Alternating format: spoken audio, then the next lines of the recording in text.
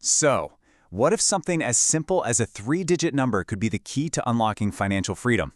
Today, we're diving into a spiritual practice that's built around that exact idea, the 520 Sacred Code. We're going to break down how it's supposed to work based on the source material. You know, this quote really gets to the heart of the whole thing. The core idea is that struggling financially isn't your destiny.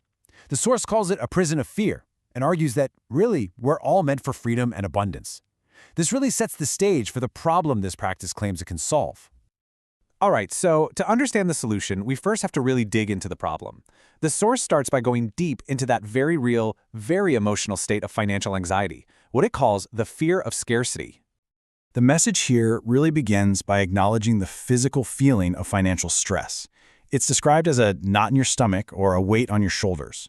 So we're not just talking about numbers in a spreadsheet. We're talking about a tangible, heavy feeling of dread that I think a lot of people can relate to. The source calls these anxieties the chains of lack. And when you think about it, that phrase makes perfect sense, right? Overdue bills, those dreaded calls from debt collectors, that constant worry about what's going to happen tomorrow. It's a heavy, heavy burden. And this is the exact feeling that the 520 code is meant to help you break free from. So, after laying out that very real problem, the source transitions to its proposed solution, a simple, memorable number that's designed to be a powerful tool for your faith. And this brings us to the big, intriguing question at the center of it all. Can a simple number actually change your life? The source material asks this directly, kind of challenging us to think about whether a symbolic act can create real change in the world. And here it is, the number at the very heart of this practice, 520. According to the source, these three little digits are the key. They're meant to be a tool to help you break down what it calls the walls of lack and start welcoming in abundance. Now, this is a really crucial point.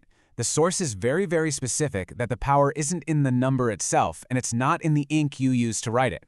Instead, 520 is framed as a sacred reminder. It's a trigger, a tool to wake up your faith and shift your focus away from scarcity and toward a belief in provision. Okay, so you're probably wondering, how do you actually use this code? Well, this next section breaks down the specific step-by-step process, turning the whole concept into a clear ritual you can follow. The source lays out a very specific 4-step activation process, and the details here are really interesting. It all starts with writing 520 on your left hand. Then you press that hand to your heart and you say the number out loud 9 times. The third step involves a specific prayer to Archangel Uriel, right before the final powerful declaration, code activated. You can see how each step is designed to build focus and intention. And now we get into what the source says is the most important part of this whole practice, the principle behind it. It draws a very, very clear line between what it calls faith and what it calls magic or superstition. I mean, this quote really says it all, doesn't it? The source is arguing that any power that comes from this practice is generated from the internal state of the person doing it. The number is just the key. Your faith is what actually turns it in the lock. And this breakdown just illustrates that distinction so clearly.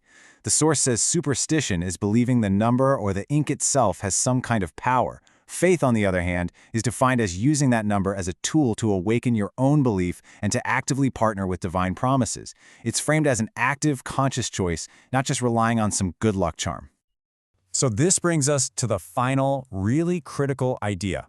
The source is very clear that the 520 ritual is not a one-and-done quick fix. It's meant to be the starting point for a whole new way of living, something it calls the abundance path. At its core, this whole practice is about a fundamental shift in your mindset. As you see here, it's a choice between poverty thinking, which is all about fear and limits, and abundance thinking, which is based on faith in an unlimited source. It's about changing the way you see everything, even your bills. So how do you maintain this new mindset? Well, the source suggests building these specific habits into your everyday life, speaking words of abundance, being generous, and practicing gratitude daily.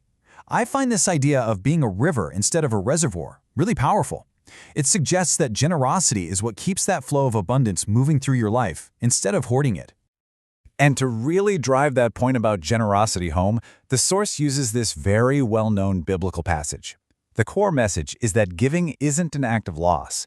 It's actually presented as the key to receiving even more. This idea is a central pillar of walking that abundance path.